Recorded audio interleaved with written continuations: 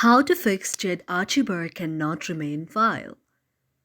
If any day you use the Zarchiver, that is the very document or the file reader there on your mobile device, and the very Zarchiver is not being able to rename your files, and you're quite frustrated, do not worry, as we have got the perfect solution on how you can fix it.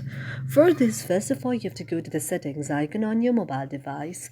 After you tap on the settings icon on your mobile device, now you can see an interface like this.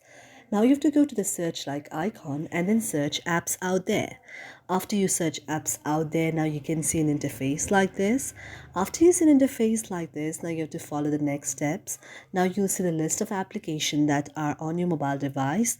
After you see the list of applications that are on your mobile device, now you have to find the very Zarchiver on your mobile device. For that, you can scroll just to the very lowest here to find the option of Zarchiver. But if you do not find it, you can go to the search icon to find it. Since I've already find it, that is the zip extractor here.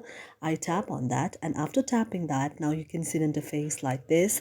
You're tapping on the permission. You have to just go to the option of permission and allow the permission to everything, and then you have to go back and then tap on the option of set as default. After tapping on set as default, you have to enable open the supported links and then go back again, then tap on storage. After tapping on storage, if you see any of the cache, you have to clear down the cache and then go back again, then tap on the option of app details and store. After tapping on app details and store, now if you see the option of update it, you have to update it, and this way your problem will be solved. Thank you for watching our video, and if you really like it, do not forget to subscribe our channel.